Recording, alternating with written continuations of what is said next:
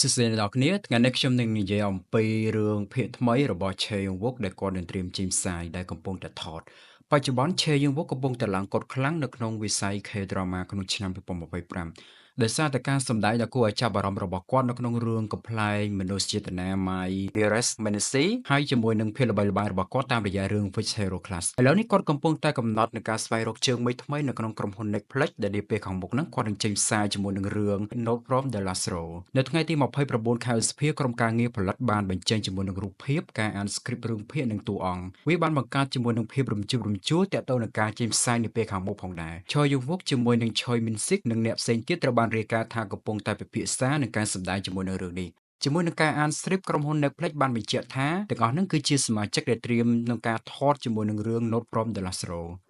នៅក្នុងរូបភាពចុងក្រោយបានឃើញតារាសម្ដែងទាំងអស់ជក់ចិត្តនឹងការអាន script របស់ពួកគេរៀងៗខ្លួនពួកគេបានថតជាមួយនឹង script នៅក្នុងដៃហើយនៅក្នុងរូបភាពមួយសន្លឹកដែល Choi Min-sik ជាមួយនឹង Choi Yong-wook បានបង្ហាញជាមួយនឹងភាពផ្សេងចង្វាក់គ្នាផងដែរដោយសាររឿងនិយាយអំពី Hae Mon-ho ដែលគាត់គឺជាសាស្ត្រាចារ្យផ្នែកអក្សរសាស្ត្រកូរ៉េដែលចាប់អារម្មណ៍នឹងការសរសេររបស់សិស្សឈ្មោះ Lee Kang ដែលអង្គុយនៅចុងនៃថ្នាក់រៀនហើយប្រឈមមុខនឹងការចង់បាននិងបំណងប្រាថ្នាដែលគាត់មិនអាចបំភ្លេចបានChoi Min-sik គាត់សម្ដែងជា Hae Mon-ho គឺជាសាស្ត្រាចារ្យអក្សរសាស្ត្រកូរ៉េដ៏ចម្លែកដោយគេស្គាល់ថាគាត់គឺជាមនុស្សឆាប់ខឹងនិងមិនច្បាស់លាស់ចំពោះមុខនៃការសរសេររបស់សិស្សគាត់រស់នៅជាមួយនឹងស្លាកស្នាមនៃការបរាជ័យរបស់គាត់ក្នុងនាមជាអ្នកនិពន្ធនិងមានភាពអន់ខ្សោយជាយូរណាស់មកហើយក្នុងចំណោមសម្ដីមិនល្អដែលមិនសមរម្យជាមួយនឹងពាក្យគំរោះគំរើយឬគិរិះគន់អាក្រក់ៗលោកត្រូវបានទាញទៅសម្ដីរបស់លីខាងដែលជាសម្ដីតែមួយគត់ដែលធ្វើឲ្យលោកមានភាពងឿឆ្ងល់ចំពោះប្រយោគបន្ទាប់ហើយលោកទទួលយកលីខាងគឺជាសិស្ស Choi Yong-wook ក៏ដើរតួជាលីខាងគឺជាសិស្សរបស់ Hae Mon-ho គាត់គឺជានិស្សិតវិស្វករម្នាក់ដែលលេចធ្លោក្នុងចំណោមនិស្សិតអក្សរសាស្ត្រសម្រាប់ជំនាញសរសេរដ៏ប្រកែករបស់គាត់ហើយគាត់មានអាថ៌កំបាំងនៅចុងបញ្ចប់នៃសាលបង្រៀនគាត់ត្រូវបានទទួលស្គាល់ដោយ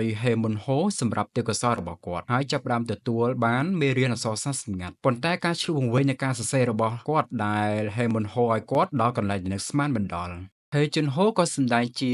គឹមស៊ូហ៊ុនគឺជាអ្នកនិពន្ធជោគជ័យនិងជាមិត្តរួមថ្នាក់របស់ហេមុនហូគាត់បានបញ្ចេញភាពស្និទ្ធស្នាលនិងភាពជឿជាក់ដូចជាកិត្តិនាមរបស់អ្នកនិពន្ធល្បីល្បាញគាត់ធ្លាប់ជាគូប្រជែងម្ខាងដែលហេមុនហូលួចសរសើរនិងច្រណែតនិងថែមទាំងធ្វើឲ្យគាត់ចាញ់អស់មួយជីវិតរបស់គាត់គឹមយុនជិនគាត់សម្ដែងជាអាជុនយូគឺជាប្រពន្ធរបស់គឹមស៊ូហ៊ុនគាត់គឺជាមនុស្សដែលមានសម្រស់ស្អាតនិងគួរឲ្យចាប់អារម្មណ៍ជិនយ៉ុងសម្ដែងជាជូយុនស៊ុបគឺជាភរិយារបស់ហេមុនហូគឺជាអ្នកប្រឹក្សាផ្លូវចិត្តសម្រាប់រឿងនេះដែរតួអង្គគឺជាសាស្ត្រាចារ្យផ្នែកអក្សរសាស្ត្រដ៏ជូរចត់និងអ្នកនិពន្ធដែលបរាជ័យដែលទទួលបានការចាប់អារម្មណ៍ពីទេពកោសល្យរបស់សិស្សលីខាងនឹងទទួលបានការលើកទឹកចិត្តឲ្យពូកែក្នុងការសរសេរពីសាស្ត្រាចារ្យហើយនាំឲ្យមានការរីកចម្រើននៃការព្យាបាលផ្លូវចិត្តអ្នកទាំងពីរផងដែរភាពល្វីងជូរចត់របស់ហេមុនហូចាប់ផ្ដើមចេញពីសម្បត្តិផ្នែកអក្សរសាស្ត្រដែលបែកបាក់របស់គាត់និងភាពជោគជ័យរបស់មិត្តរបស់គាត់ដែលមានឈ្មោះថាគឹមស៊ូហ៊ុនចំពោះរឿងនេះដែរគឺមិនបានស្ថិតនៅក្នុងការវិភាគរបស់ Netflix នៅក្នុងឆ្នាំ